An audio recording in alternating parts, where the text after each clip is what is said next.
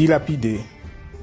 Mais il n'y a pas que ces déclarations. La liste des négociateurs de cette milice, soutenue par le Rwanda, vient confirmer le rapprochement entre l'ancien président et l'AFC. Qui sont réellement ces négociateurs?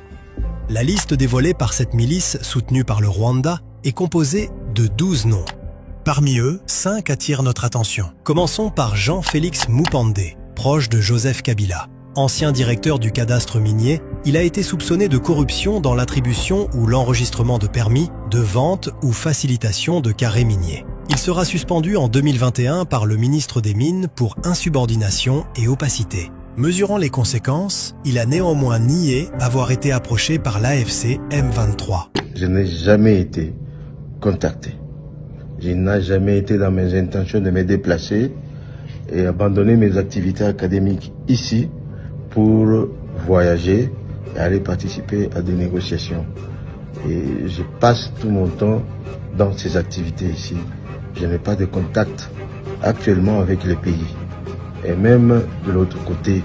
Président de la commission spéciale de l'Ordre national des géologues de la RDC, il a toutefois été destitué de ses fonctions le 13 avril 2026. Franck Moué dit Malila Apenela, ancien vice-ministre à la coopération internationale, puis au plan entre 2014 et 2017, sous le régime Kabila, il s'était récemment positionné en faveur d'un dialogue inclusif, chose que prône le mouvement Sauvons la RDC de Joseph Kabila. Il est constaté dans cette liste la présence de profils non congolais. Justine Mbabazi, juriste rwandaise spécialisée en droits humains, en égalité des genres et en consolidation de la paix, figure également sur la liste. Elle a pourtant participé activement au débat sur la constitution rwandaise. Autrice d'un ouvrage au titre sans équivoque « This is your time, Rwanda », soit « C'est ton moment, Rwanda ». Elle y vante les Rwandais et leur pays. Un autre détail qui intrigue, Justine est une survivante du génocide de 1994. Elle vit aujourd'hui au Canada, chose confirmée dans la dite liste. Une autre présence qui intrigue est celle de René Abandi, chef négociateur du M23. Il a été amnistié en 2014 sous Joseph Kabila, après avoir remis un acte d'engagement de ne pas récidiver.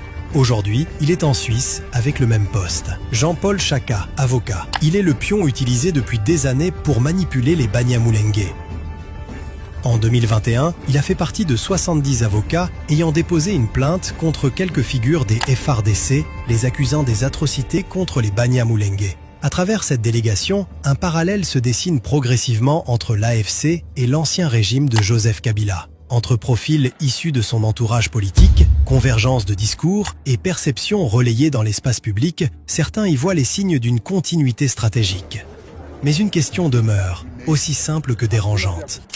Est-ce la voix des Congolais qui veut être entendue ou celle de Kigali déguisée en délégation congolaise ?